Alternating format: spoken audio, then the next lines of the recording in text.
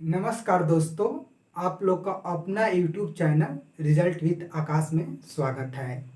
बहुत से दोस्तों ने और स्टूडेंट ने मेरा मैथ के वीडियो देखकर नीचे कमेंट किया था कि सर एक रीजनिंग के भी श्रृंखला चालू कीजिए। तो हम लोग आज से रीजनिंग की एक श्रृंखला चालू करेंगे। चालू करने से पहले उसके सिलेबस के बारे में हम जानकारी ले लेते हैं और ये भी जान लेते हैं कि यदि आप इस श्रृंखला से शुरू से अंत तक जुड़े रहेंगे तो आपको किस किस एग्जाम में इसका 100% लाभ मिलेगा।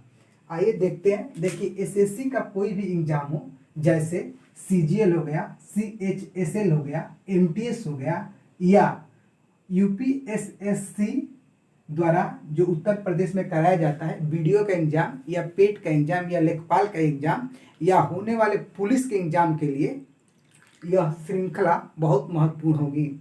और एक बात की मैं आपको ये भी गारंटी दूंगा कि आप लोग अगर शुरू से अंत तक मेरे साथ बने रहें तो आप इनमें से जिस भी एग्जाम में बैठेंगे वहाँ पर आपके रीजनिंग के जितने क्वेश्चन आएंगे उतने क्वेश्चन को आप आराम से बना लेंगे। देखिए, क्यों मैं इस बात को कह रहा हूँ। मैं इस बात को इसलिए कह रहा हूँ कि मैं यहाँ पर मैं एक बात लिखा हूँ, तर्क शक्ति को अपने तर्क शक्ति से समझें। तर्क शक्ति को अपने तर्क शक्ति से समझें, इसका मतलब क्या है कि रीजनिंग जो है हम लोग, क्योंकि रीजनिंग को हिंदी में क्या बोलते हैं, तो रीजनिंग को आप लोग कहेंगे कि सर हिंदी में तर्क शक्ति बोलते हैं। तो इसको करने के लिए कोई विशेष नियम और रटने वाले सूत्र का प्रयोग करना बिल्कुल अनुचित है। इसको करने के लिए आप लोग अपने तर्क शक्ति का प्रयोग करें और वही इसमें सिखाया जाएगा कि आप अपने तर्क शक्ति का कैसे प्रयोग करेंगे, क्योंकि यह एक तर्क शक्ति है। और चूंकि हम लोग का दिमाग क्या है, तो हम लोग का दिमाग तर्क करने की एक मशीन है। तो आराम से हम लोग अपने दिमाग को इस अनुसार बनाएंगे कि रीजनिंग का कोई भी क्वेश्चन आए तो ना ज़्यादा हम रूल पढ़ें ना ज़्यादा नियम पढ़ें, बल्कि अपने दिमाग को यूज कर कर उस क्वेश्चन को बना लें। देखिए, रूल और ज़्यादा नियम पढ़ने के मैं इसलिए विरोध रहता हूँ कि यहाँ पर मैं नियम से तो सवाल को छोटा आपको बनाने सिखा दूंगा, लेकिन जैसे ही एग्जाम में थोड़ा सा पैटर्न सवाल का घूमा तो आपका दिमाग फिर घूम जाएगा। यदि आप तर्क के माध्यम से सीखे रहेंगे, क्योंकि इसका नाम ही तर्क शक्ति है, तो तर्क शक्ति को किससे सीखा जाए, तो आप लोग कहेंगे कि तर्क शक्ति को हम लोग समझेंगे अपने अपने तर्क शक्ति के अनुसार। दोस्तों, आप लोगों ने अभी तक अपने यूट्यूब चैनल रिजल्ट विद आकाश को लाइक, सब्सक्राइब और शेयर नहीं किया है तो प्लीज़ एक बार कर दीजिए, और साथ ही साथ बेल आइकन की घंटी भी दबा दीजिए, ताकि हम लोग कोई भी वीडियो बनाए तो आप लोग को अति शीघ्र उसका नोटिफिकेशन प्राप्त हो जाए। दोस्तों देखिए, हम लोग इसमें रीजनिंग के सिलेबस के बारे में जानेंगे और साथ ही साथ जानेंगे ये भी कि कैसे रीजनिंग को पढ़ना चाहिए। तो देखिए, पहले हम बात करते हैं कि रीजनिंग को पढ़ना कैसे चाहिए। तो हम लोग रीजनिंग को पढ़ेंगे, बस इस लाइन को ध्यान में रखें कि तर्क शक्ति को अपने तर्क शक्ति से समझें। ठीक, इसमें देखिए, अगर इस श्रृंखला में हम लोग बात करें तो रीजनिंग को 3 भागों में डिवाइड करेंगे। पहला भाग ए होगा, जिसमें क्या होगा, भाषिक तर्क शक्ति, वर्बल रीजनिंग। फिर एक भाग बी होगा जिसमें विश्लेषणात्मक तर्क शक्ति, एनालिटिकल रीजनिंग होगा। और तीसरा एक होगा सी, अभाषिक तर्क शक्ति, नॉन वर्बल रीजनिंग। इसको हम 3 भागों में बांटकर पढ़ेंगे।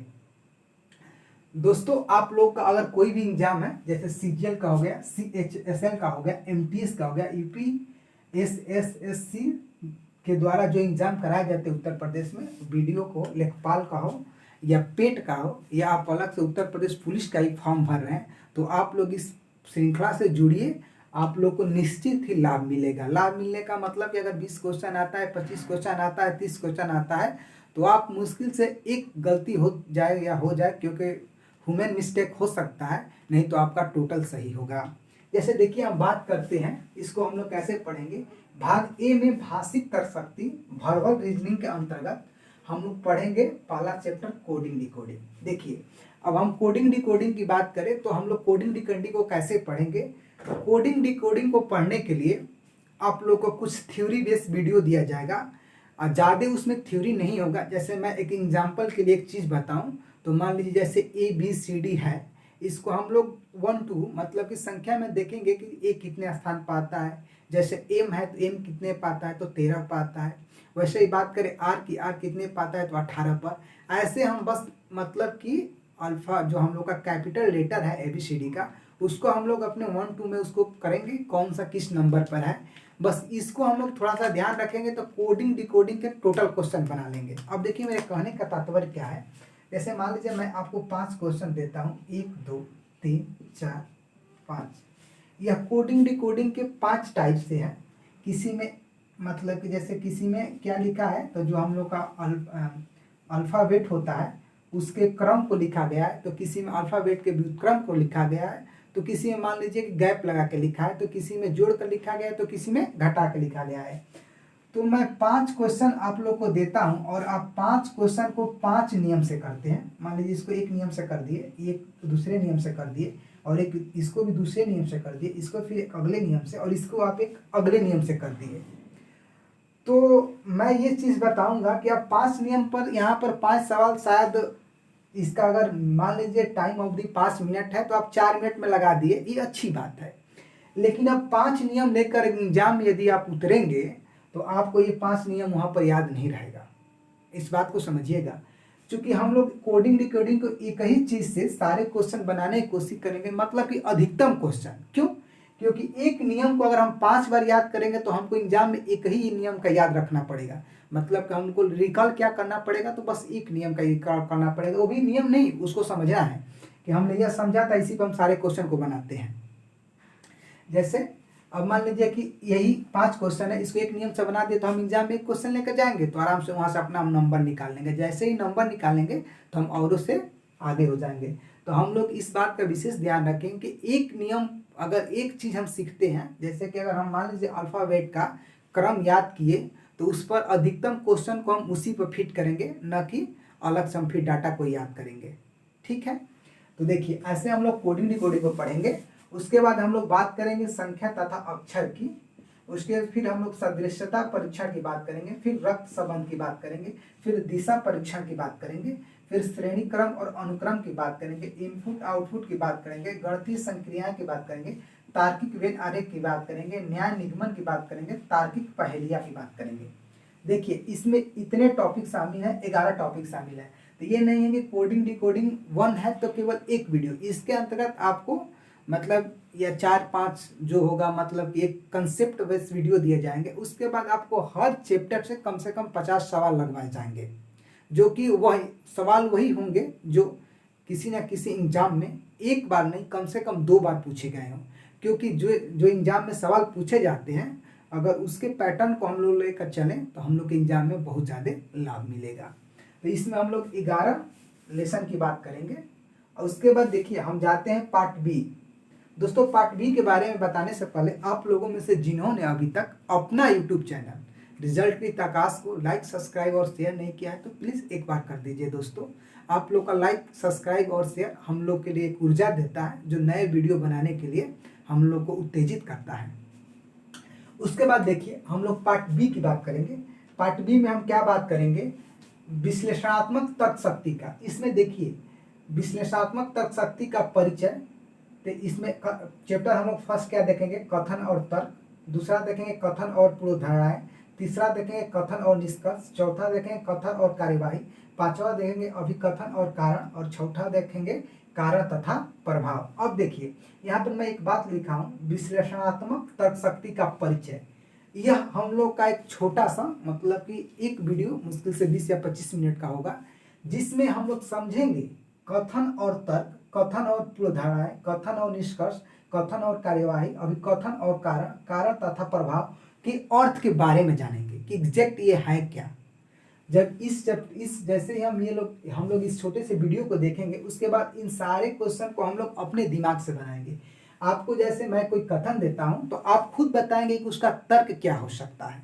वैसे ही मैं कोई कथन देता हूं तो आप बता सकते हैं इसकी पूर्व धारणाएं क्या है। पूर्व धारणाएं मतलब कि हम लोग अंदर के कंसेप्ट टाइप का क्या इसका हो सकता है कि ये क्या हो सकता है। वैसे कोई कथन देते हैं, आप पूछते हैं निष्कर्ष क्या निकलेगा, तो आप बताएंगे कि निष्कर्ष ये नहीं। जैसे मान लीजिए कि हम लोग रीजनिंग पढ़ना शुरू किए तो इसका निष्कर्ष क्या निकलेगा, ये निकलेगा हम लोग सवाल बनाना सीख जाएंगे। ठीक है, वैसे ही बात करें कथन और कार्यवाही का दिया जाएगा। अभी कारण और कारण के बारे में, कारण तथा प्रभाव देखेंगे, कोई कारण दे दिया गया तब इसका प्रभाव क्या पड़ेगा।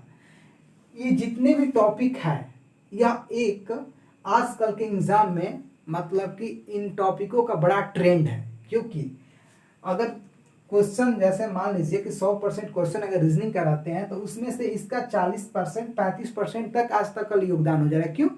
क्योंकि यह नाम रीजनिंग है, और रीजनिंग आप लोग जानते हैं मतलब क्या होता है, तर्क शक्ति। अगर तर्क शक्ति बात है तो इसमें दिमाग का ठीक ठाक प्रयोग होता है और यहीं पर आदमी अपने सोच का प्रयोग करता है, इसीलिए इसकी आजकल वरीयता एग्जाम में बढ़ती जा रही है।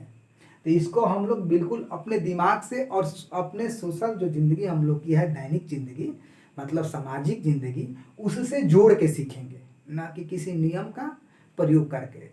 क्योंकि हम लोग अपनी जिंदगी से जोड़ के सीखेंगे तो हम लोग जान जाएंगे कि हाँ ये कथन है तो इसका तर्क ये निकल सकता है, ये कथन है तो इसका पूर्व धारणा ये हो सकता है। इसमें हम लोग इसका बात करेंगे, कथन और तर्क का, कथन और पूर्व धारणा का, कथन और निष्कर्ष का, कथन और कार्यवाही का, अभी कथन और कारण तथा प्रभाव की बात करेंगे।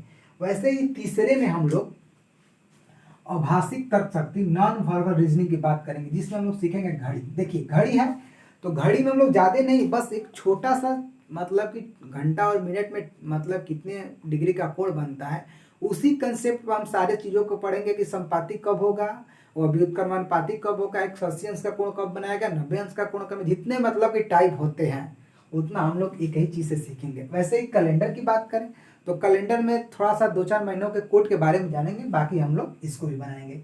चित्रों का गिनना बिल्कुल हम लोग अपने मतलब कि देखिए, तर्क शक्ति का मतलब है कि अपने दिमाग का आप विकास करिए। यहाँ पर रीजनिंग में आपका दिमाग जितना विकास होगा, वो मैथ हुआ या अन्य कोई सब्जेक्ट हुआ, वो आपका जल्दी तैयार होगा। जैसे यहाँ पर आप अगर नया निगमन तैयार करते हैं या भिन्न आरेख तैयार करते हैं, भिन्न आरेख तैयार किए तो इसका बहुत जगह आपको लाभ मिलेगा। आप जाकर देखिए तो इसका परसेंटेज में यूज है, या कोई भी अच्छा क्वेश्चन आ जाता है, अगर वो मतलब कि वेन डायग्राम्स अगर बनाने की आप कोशिश करते हैं, अगर उस पर जब बनने लायक है तो आराम से आप प्रयोग करके बना लेंगे। वैसे ही चित्रों को गिनना है, पासा का है, घन तथा घनाभ है, श्रृंखला है, सादृश्यता है, वर्गीकरण है, दर्पण प्रतिबिंब है, जल प्रतिबिंब है, चित्र को पूरा करना है, कागज को काटना और जोड़ना है। इसमें भी हम लोग क्या कितने टॉपिक का, 12 टॉपिक का। पहले घड़ी पढ़ेंगे, फिर कैलेंडर, फिर चित्रों को गिनना, फिर पासा, घन तथा घनाभ, श्रृंखला, सादृश्यता, वर्गीकरण, दर्पण प्रतिबिंब, जल प्रतिबिंब, चित्रों को पूर्ण करना, कागज को काटना और जोड़ना। तो हम लोग का टोटल कितने हो जाएगा, देखिए 11 इसमें बात करेंगे और 6 इसमें बात करेंगे, ठीक, और 12 इसमें बात करेंगे।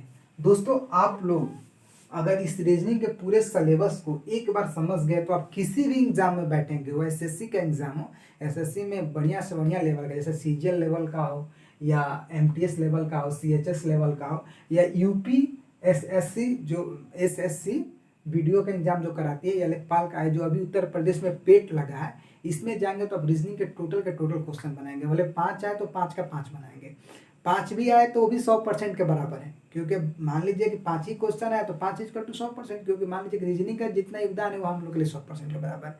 वैसे ही जो सब्जेक्ट है जितना योगदान है वो अपने आप में 100% है, ठीक है। तो मतलब 5 में आप 5 हल किए तो रीजनिंग में आपने कितने बनाए, तो रीजनिंग में आप 100% बना दिए। मेरे कहने का मतलब ये है।